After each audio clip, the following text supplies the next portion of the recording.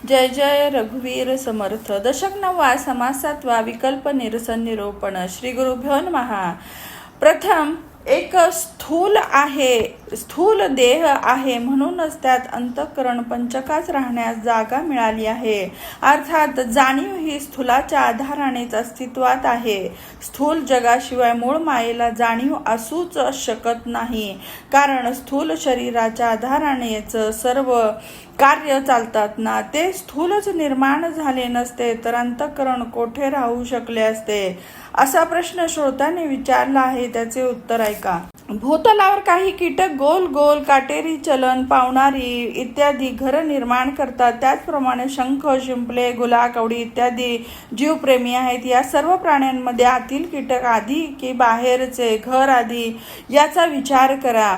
तेव्हा असे लक्षात येईल की कीटक आधी निर्माण होतात, मग त्यानंतर ते घर बांधतात. हे प्रत्यक्ष उदाहरण असल्यामुळे त्याबद्दल जास्त काही सांगण्याची गरज नाही. त्याप्रमाणे आधी सूक्ष्म असते, त्यानंतर स्थूल निर्माण होते. त्या दृष्टांताने श्रोत्यांच्या प्रश्नाचे उत्तर मिळाले. यावर श्रोत्याने पुन्हा प्रश्न केला, अरे हो, मला दुसऱ्या एका गोष्टीची आठवण झाली. हे गुरुदेवा, मला जन्म मरणाचा विचार समजावून सांगा. जन्माला कोण घालतो आणि पुन्हा जन्म घेणारा तरी कोण? पुनर्जन्म सत्य आहे असे म्हणण्यास कोणता प्रत्यक्ष पुरावा आहे? सर्वजण म्हणतात ब्रह्मदेव जन्माला घालतो, विष्णू संरक्षण करतो आणि रुद्र सर्वांचा संहार करतो. पण ही गोष्ट जनरूढीचीच असून त्यात अनुभवाची उणीव आहे.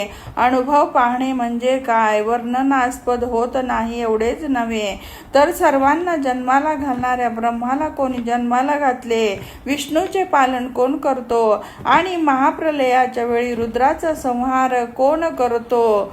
या कोणत्याही गोष्टींचा उलगडा होत नसल्याने जगाची उत्पत्ती, नाश, जीवाचे जन्ममरण इत्यादी गोष्टी खोट्या आहेत असे का म्हणू नये बरं?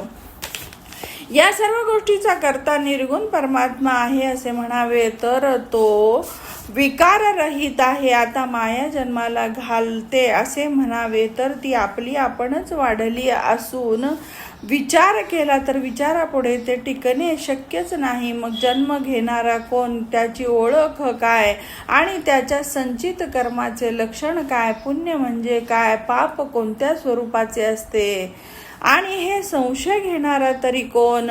हे काही आम्हाला समजेनासे झाले आहे. सर्व लोक फक्त वासना जन्म घेते असे म्हणतात झालं, पण ती वासना दिसतही नाही आणि पकडातही येत नाही. परीक्षण केले तर वासना, इच्छा, कल्पना, उद्देश, भावना, निश्चय इत्यादी सर्व अंतःकरण पंचकाच्या विविध वृत्ती आहेत. या सर्व मिळून एक जाणीव यंत्र असून जाणीव म्हणजे तरी काय? फक्त आठवण आहे. त्या आठवणीतील जन्माचा संबंध कसा असू शकेल? देह पंचभूतांपासून निर्माण झाला असून त्याची हालचाल वायू करतो आणि जाणणे हा मनाचा स्वभाव धर्म आहे. असे सहज तत्व एकत्र येऊन एक गाठोडे निर्माण झाले आहे. बस असे म्हटले तरी कोण कोणाला कसे जन्माला घालतो हे काहीही सिद्ध होत नसल्यामुळे जन्मच नाही व जन्मलेला प्राणी परत जन्माला येणे शक्यच नाही. आता कोणताही जन्मच नाही म्हटले की सत्संगतीने जास्त काय फळ मिळाल्यासारखे झाले. आता श्रोत्याने अभिप्राय दिला ते पुन्हा म्हणतात कसे? प्रप्रथम जाणीव विस्मरण हे दोन्ही नव्हते होय ना. मध्येच आपल्यात अंतःकरणाची ज्ञान कला असणारी जाणीव निर्माण झाली. जागृत असेपर्यंत जाणीव असते, जागृत नसताना विस्मरण असते आणि पूर्ण जागा झाला नाही, बेशुद्ध अवस्था प्राप्त झाली तर तो माणूस मरण पावतो. अशा तऱ्हेने जाणीव विस्मरण हे दोन्हीही नाहीसे झाले की देहाला मरण येते. म्हटल्यावर मृत्यूनंतर कोण कोणाला जन्माला घालतो म्हणून म्हणतो की पुनर्जन्म असणारच नाही आणि मरणानंतर दुःखही होणार नाही. या सर्व गोष्टी म्हणजे खोट्याचा कल्पना बाजारच आहे. एकूण काय तर कोणालाही जन्मच नसतो असे श्रोत्यांचे प्रतिपादन आहे म्हणायचे. मरून गेले झालेला पुन्हा जन्माला येणे शक्यच नाही. वाळलेल्या लाकडाला पुन्हा अंकुर फुटेल काय? गळून पडलेले फळ पुन्हा जाऊन झाडाला चिकटेल काय? तद्वत पडून गेलेले शरीर काही पुन्हा जन्माला येत नाही. अचानक एखादे गाडगे फुटले की फुटलेलेच असे झाले तर अज्ञानी आणि ज्ञानी पुरुष एकसारखेच झाले असा संशय मात्र श्रोत्यांमध्ये बळावला. वक्ता म्हणाले, ऐका ऐका, सर्वांचे खंडन करू नका. तुम्हाला संशय आला असेल तर अजूनही विचार करून पहा. प्रयत्न केल्याशिवाय कोणतेही काम, जेवल्याशिवाय भरलेले पोट किंवा ज्ञान झाल्याशिवाय मुक्त होणे कधीही शक्य नाही. एवढे मात्र खरे की जो माणूस स्वतः जेवला आहे त्याला सर्व लोक पोट भरून जेवले आहेत असे वाटते, पण सर्वांना तृप्ती व्हायला हवी ना. ज्याला पोहता येते तो नदी पार करू शकतो, पोहता न येणारा मात्र बुडून जातो. याबद्दल कोणी संशय घेतील काय? त्याचप्रमाणे ज्यांना ज्ञान झाले आहे तेच पार होतात. खरं म्हणजे ज्याचे बंधन तुटले आहे तोच मुक्त होय, पण स्वेच्छेने फिरणारा हे बंधन नाही असे म्हणत असला तरी वस्तुस्थिती पाहिली तर अनेक लोक प्रत्यक्ष बंधनात पडले आहेत. बंधनात पडलेल्या कैद्यांची स्थिती कशी असते हे तुम्हीच पहा ना.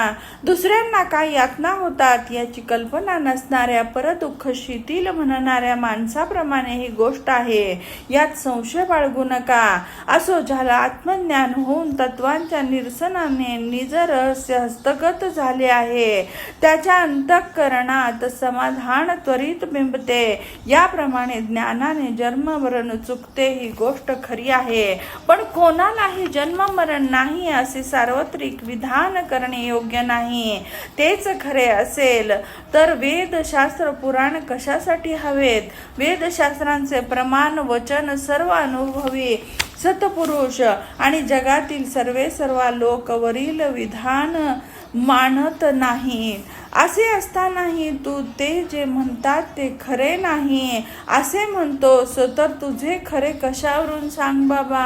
हे चालणार नाही. म्हणून ज्यांच्याकडे आत्मज्ञान आहे तोच मुक्त आहे, सर्व मानव मुक्त आहेत असे पाहणे हे ज्ञानाचे उद्गार आहेत, पण ज्ञान झाल्याशिवाय उद्गार गती नाही. ज्याला आत्मज्ञान झाले आहे त्याला ज्ञान झाल्यामुळेच दृश्य जग मिथ्या झाले हे खरे आहे, पण त्या मिथ्या जगानेच सर्वांना बंधनात घातले आहे. आता तुमच्या प्रश्नांचे उत्तर मिळाले. सारांश: ज्ञानी पुरुष ज्ञानामुळे मुक्त होतो. अज्ञानी माणूस आपल्या कल्पनेने बंधन प्राप्त करून घेतो. विज्ञानाप्रमाणे अज्ञान, मुक्ताप्रमाणे बद्ध किंवा निश्चयाप्रमाणे संशय असे कधीही समजू नये. सत्य दृष्टीने पाहिल तर बंधन असे काही नाहीच ही गोष्ट खरी असली तरी तीच गोष्ट लोकांना जर्जर करते. याला वस्तुस्थिती जाणण्याशिवाय अन्य उपायच नाही. काही नसतानाही हे दुःख देते ही आश्चर्याची गोष्ट आहे. पहा ना, हे मिथ्या आहे ही गोष्ट ज्यांना कळत नाही तोच बद्ध होतो. त्यासाठी भोळी भक्ती मात्र फलद्रूप होते. अशी उधारीची गोष्ट सोडून विवेकाने रोकड्या मोक्षाची स्थिती प्राप्त करून घ्यावी. जास्त काय सांगावे? मानवाने मुक्त व्हायचे असेल तर प्रथम ज्ञान कला हवी. सर्व काही जाणले तर सहजच वेगळे होता येते. सिद्धांताप्रमाणे काही नाही हे न जाणणे हे अज्ञान, सर्व काही जाणणे हे ज्ञान, आणि ते ज्ञान ही कुंठित होऊन आपणच आत्मा होणे हे विज्ञान होय. अमृत पिऊन अमर झालेल्यांनी लोकांना मृत्यू कसा येतो आणि ज्ञान प्राप्त करून घेतल्याने बद्धाला जन्म कसे असे विचारले म्हणे.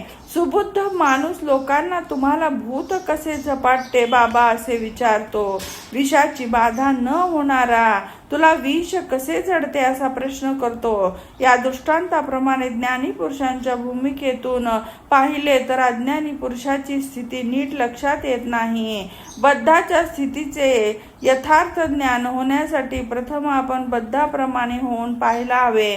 म्हणजे सर्व काही जाणल्यावर प्रश्न करण्याचे कारणच उरत नाही. खरं आहे, विवेक दूर ठेवूनच बद्धाचे लक्षण पाहायचे असते. जागा असणारा झोपलेल्या माणसाबद्दल हा कसा काय बडबडतो कोण जाणे असे म्हणत असले तर त्याने स्वप्नातील अनुभव घेण्यासाठी स्वतः झोपून पाहावे. तात्पर्य, ज्ञानी पुरुषाचे मन बद्धाप्रमाणे न गुंतता अलिप्त असल्याने जेवलेल्याला जसा भुकेलेल्याच्या भुकेचा अनुभव येत नाही तसे झाले आहे. एवढ्या विवरणाने संशय नाहीसा होऊन निश्चय काय झाला तर ज्ञानाने मोक्ष प्राप्त होतो, विवेकाने आत्मस्थिती बिंबते. इति श्रीदासबोधे गुरुशिष्य संवादे नवम दशके विकल्प निरसन निरूपणम नाम सप्तमः समासः समाप्तः. जय जय रघुवीर समर्थ.